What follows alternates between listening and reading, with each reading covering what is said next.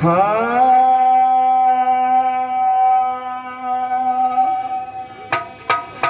जी गुरु बड़े प्रमारथी तो जिनके शीतल अंग जय हो औरन को शीतल करे तो नया चढ़ावे रंग।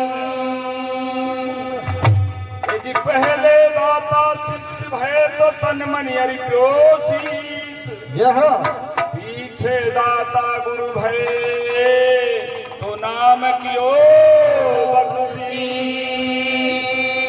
अब गुरु वचन को मानिए तो चरणन धरिए शीस। जय हो चरणों तक फिर लीजिए तो निश्चय विश्वास। एक जल तो प्यारी मछली लोभी को प्यारा दाम। जय हो माता को प्यारा बाल का तो भगत को प्यारा नाम। आदरणीय पिता तुल्य बुजुर्गों, आए सभी सत्संगी प्रेमियों, मातृ शक्ति व बच्चे, और आज हमारी सभा के बीच में भगवा बाला भगवान के समान हमारे जितने भी साधु महंत आए हैं, उनके सबके चरणों में मेरा प्रणाम।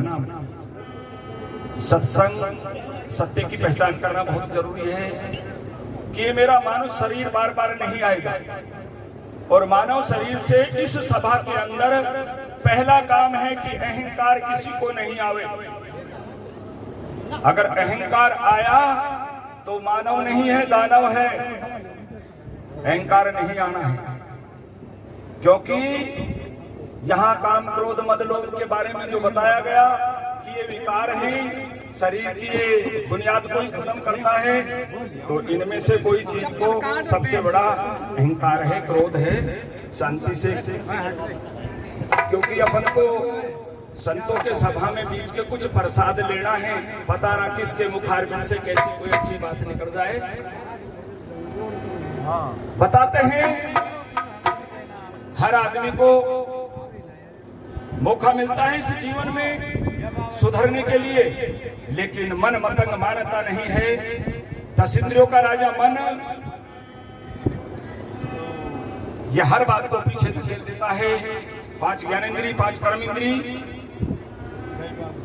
और जो मन है वो सर्वे सर्वा है। हर जगह मन ही है सर्वे, कि मन हमको हरि से मिला भी सकता है और मन हमारे इस मानस तन को खड़ा भी कर सकता है। लेकिन जो साधु संत होते हैं वो एक नदी की तरह बताते हैं कि तरवर कबू ना फल बखे, नदी ना संचय नीर, और परमार्थ के कारण ये साधु ने धरा शरीर। परमार्थ के कारण कि दूसरों का भला करने के लिए उन्होंने जन्म लिया है। इस मृत्यु लोक पे आकर के वो भगवान की कृपा होती है जिसको बाना मिलता है, और बाना को कोई ल जाता है तो मेरी शायद में वो अनपढ़ गंवार से भी ज्यादा कार में चला जाएगा। बताते हैं बाना भगवान का बाना है, उसकी लाज बचानी बहुत जरूरी है। पैर करके जैसे अभी मेरे को आते ही कहा यहाँ बैठ जाओ, मैं कि मैं अभी यहाँ नहीं हूँ, क्योंकि मैंने बाना ही नहीं लिया। अरे छोटे मोटे भजन इन संतों के मुखारबिंद से सुन लिया और सीख लिया तो गा दिया। ऐसा अभी भाई ने कहा पार्टी बहुत है, पार्टी होती है, आदमी की चॉइस होती है, मैं भी गाऊं मैं भी गाऊं। और गुरु लोग हर शिष्य को, हर जीव को जगाने के लिए आते हैं, लेकिन कोई जगता नहीं है तो क्या करें। हर भजन के अंदर जगाने की बात आई है। अभी भाई ने जो पूजा बताई उनके कि सतगुरु के आगे मैं घी को टोकड़ों भी रख दूं, मैं चंदन की चौकी पे बैठा दूं, मैं गंगा के जल से नहवा दूं, ये बाहर की प्रेरणा है, बाहर की पूजा है कि मैं ऐसे गुरु को, गुरु नाम शब्द का है, शब्द की पहचान किन्हीं ने की है वो थोड़ी देर में एक राउंड में सबका पता पड़ जाएगा। गुरु जीव को जगाने की कोशिश करते हैं। बताते हैं कि भर्तृ राजा होते हुए भी गुरु गोरखनाथ ने उनका बहुत पीछा किया और उनको जगाने की कोशिश की। बेटा इस संसार में मोह माया बंधन में पड़ के तू क्या करेगा, संसार में कोई किसी का नहीं है। लेकिन भर्तृ ने एक बात नहीं मानी, क्योंकि राजा का घमंड था, अहम था, मैं के कारण रह करके। और गुरु गोरखनाथ अपना भेष बदल के उसके दरबार में पहुंच जाता है, कहता है छोड़ दे इस राजपाट को, नौनाथों में से की गद्दी खाली है, वहां भक्ति का मार्ग समान, वहां अरे वो बहुत उच्च कोटि का स्थान है, वहां जाकर के तू रहे। न बोलो तेरे जैसे मोड़िया घने आते और धक्का देकर के दरबार से बाहर निकाल दिया गुरु को। यहाँ गुरु का अपमान भी किया गया, लेकिन गुरु गोरखनाथ ने फिर भी, क्योंकि जो पूरे होते हैं वो कभी उछलते नहीं। और आप देखना सत्संग के अंदर, क्योंकि रीता घड़ा भी आवाज नहीं करेगा और भरा घड़ा भी आवाज नहीं करेगा। आवाज कौन सा करेगा? अधकला, अधकला घड़ा आवाज करता है। यानी कहने का मतलब यह है कि उसने कुछ बात नहीं कि दरबार से निकल गया और ये दिल में निश्चित कर ली कि इस जीव को जगा के रहना है। नंबर तीसर के अब भर्तरी का कहां ध्यान लग जाता है कि एक मंदिर में जाने लग गया और सोचा कि यार कोठड़ा को मंदिर बहुत बढ़िया, यहाँ पूजा करनी है। और पूजा करते करते काफी दिनों एक गुरु जी ने भेष बदल के साधु के रूप में आकर के और अरे बोलो आप कौन हो? आप तो रोजी आते हो कि महाराज मैं भर्तरी नाम है मेरा, मैं राजा हूँ।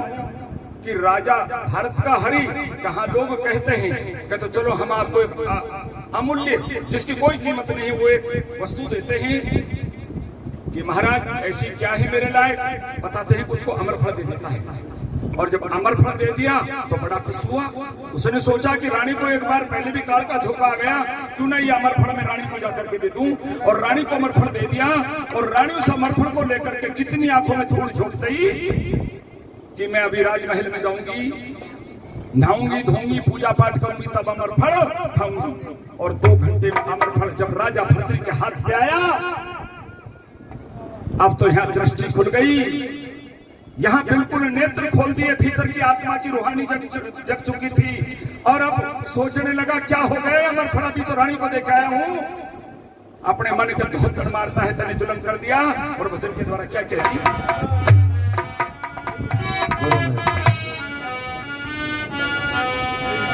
हाँ हेरे मन, हेरे मन पहला मन ही रे जगाया, हेरे मन पहला मन ही रे जगाया, हेरे मन पहला मन ही रे जगाया, हेरे मन पहला मन ही रे जगाया, हेरे मन रोज बढ़ाया, हेरे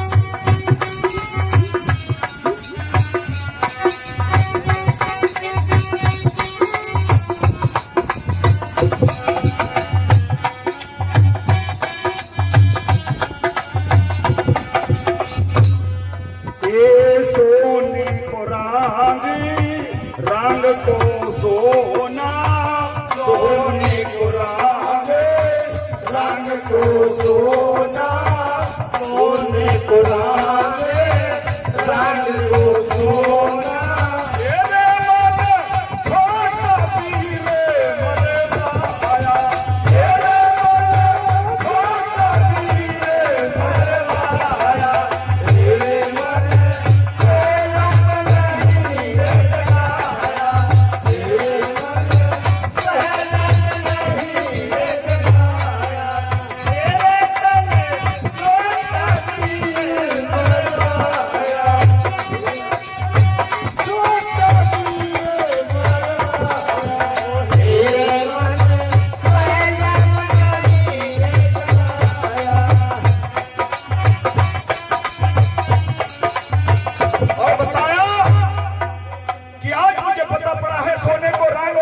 सोना, मैंने विक्रम को अपने भाई को रंग माना था और रानी को मैंने सोना माना था।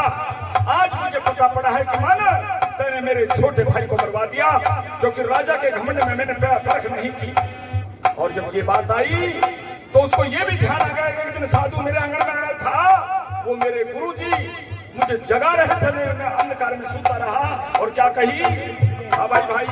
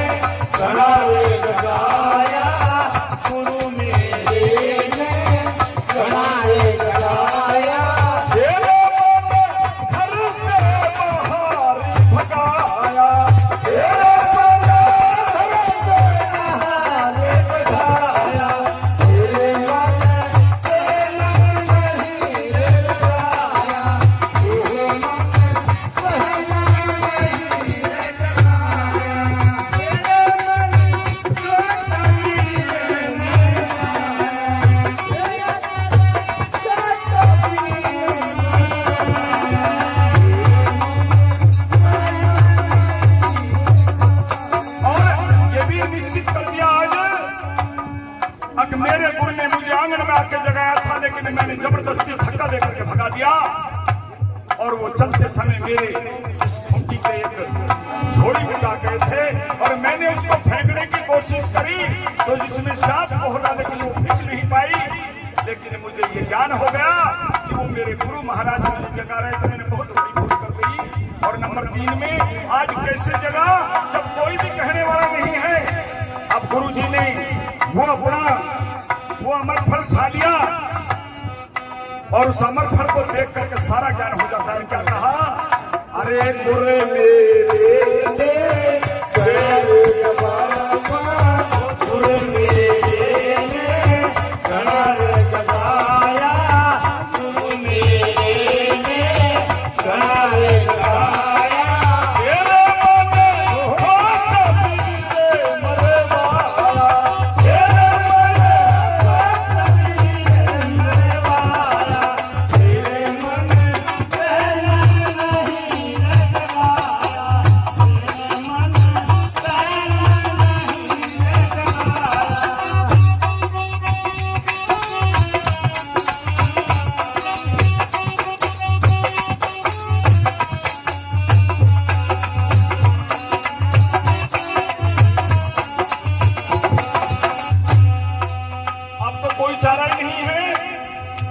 सोचने लगा कि हम 3 प्राणी थे।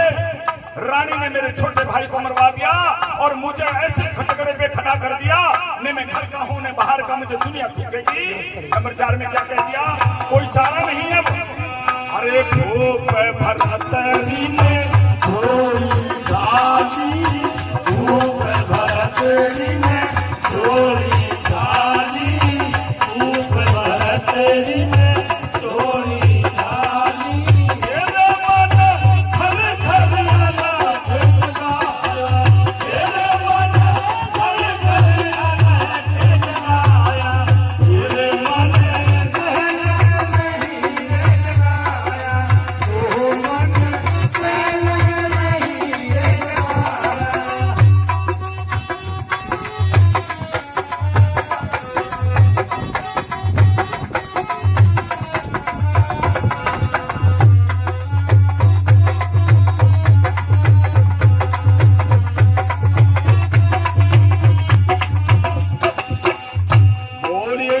दरबार की। तो मेरा ये कहने का मतलब है कि हमारा पूरा जीवन 65-70 साल तो होगी, लेकिन अभी हमें ज्ञान कुछ भी नहीं हुआ है। हम अज्ञान जो कि जैसे जड़ होती है ना वैसे के वैसे ही, और हम 5-7 भजन सीख करके अपने आप को खो देते हैं। मर्यादा साधु संतों की भी हम खराब कर देते हैं। हमको बोलना नहीं आता, समाज में बड़े बड़े आदमियों का मान मार देते हैं। सबसे पहले अहंकार को रोक के अपनी की पहचान करनी बहुत जरूरी है, खुद को जानना बहुत जरूरी है। और ये कोई बात नहीं है कि हेला आ गया तो मैं बंद कर दूं। भजन में कहा है साधो भाई देव ऊंचा चढ़ हेला, और जोगी जति सती सब समझो कहो मुक्त का गैला। ऐसे तो भजन बहुत है, हेला से ही कोई बात नहीं, पर ठीक है उनके मन में आ गई तो पार्टी को रोक दिया गया। आगे नंबर 2।